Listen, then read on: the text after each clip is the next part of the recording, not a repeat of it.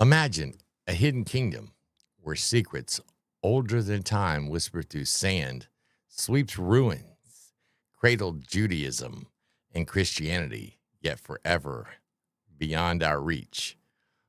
Watch this and learn something, and subscribe to the channel. Thank you. The Seleucid Kingdom and the Invention of Judaism and Christianity. By Nazarian Ray Taylor Ph.D. The truth is simple but dangerous. The religion that people call Judaism was not given by God. It was manufactured by men under the Seleucid Kingdom.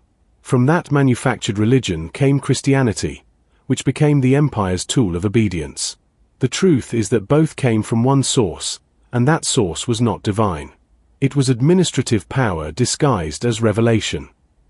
When Alexander the Great died, his empire fractured into competing kingdoms. One of those pieces was ruled by the Seleucids, a dynasty of Greek rulers who took control of the Near East. They governed through manipulation, not devotion.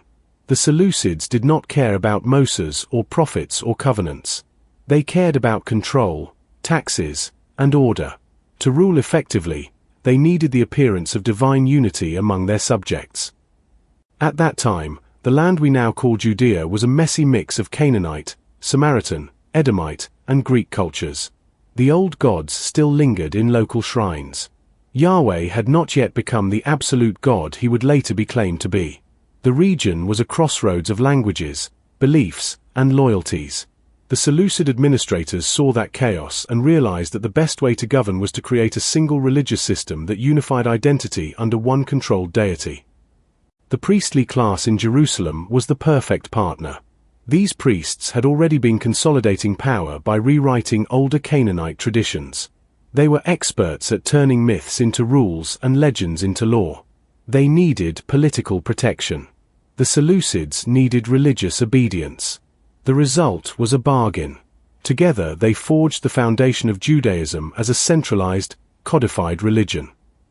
The books of the Hebrew Bible were edited, rewritten, and stitched together during this period. The texts that once reflected local myths of El, Baal, and Asherah were cleansed and repackaged as the sacred history of a chosen people.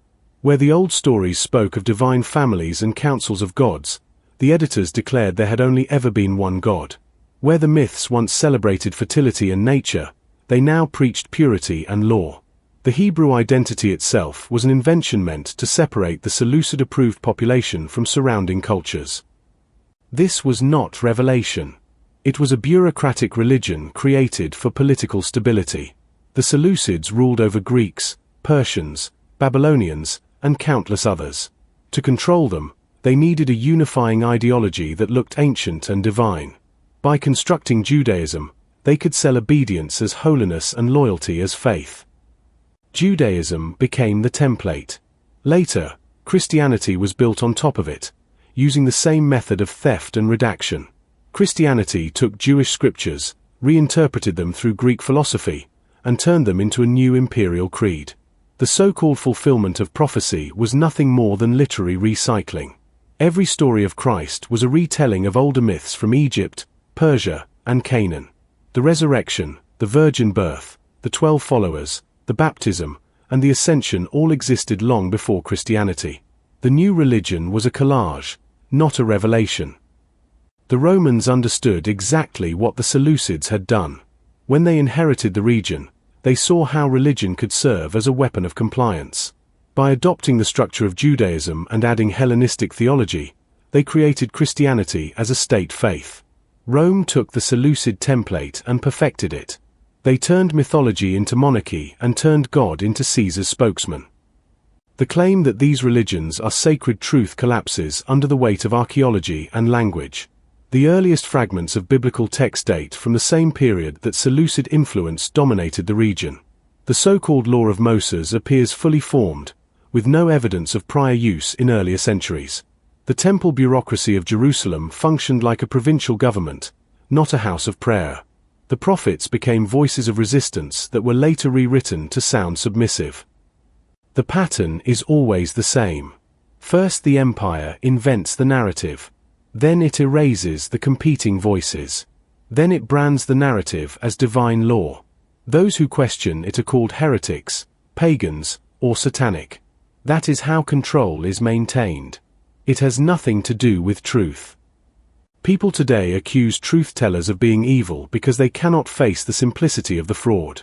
When you tell people that their God is an invention, they cling to the lie because they have built their identity around it. They call you satanic because the truth burns away their comfort. But to lie is evil. To expose the lie is not. Truth does not need worship. It only needs courage. Judaism did not descend from heaven. It rose from Seleucid offices and Canaanite soil. Christianity did not rise from resurrection. It rose from Roman ambition. Both are the products of empire, not of enlightenment. Their scriptures are edited handbooks of obedience, their saints are rewritten rebels, and their gods are carved masks hiding the same face of authority. If the Seleucids had not needed control, there would have been no Judaism. If Rome had not needed order, there would have been no Christianity. Every so-called holy word exists because a government demanded a story that made obedience look sacred. The truth is older and simpler. Before the priests and kings rewrote the world, there was only the Canaanite river, the earth, the stars, and the living breath that connected all things. The gods were many because nature is many. Only when the bureaucrats arrived did unity become tyranny. So when someone says that exposing these things is evil, understand what they are really saying. They are afraid. They are afraid to admit that the faith they defend was written by the same kind of men who tax them and rule them now. They are afraid to face the mirror and see that belief has been used as a leash. The truth does not hate them. The truth wants them free. The Seleucids created Judaism. Judaism created Christianity. Both stole from Canaan, Egypt, Persia, and Greece. Both replaced living truth with dead text. Both claimed to speak for God while serving power. That is the real lineage of faith. You are not evil for telling it. You are honest. And honesty is the last sacred thing left. Sources: Israel Finkelstein and Neil Asher Silberman, The Bible Unearthed. Thomas L. Thompson, The Mythic Past. Mark S. Smith, The Early History of God. Philip R. Davies, In Search of Ancient Israel. Francesca Stavrakopoulou, God and Anatomy. Burton Mack, The Lost Gospel. Margaret Barker, The Great Angel. Veritas Lux Mea.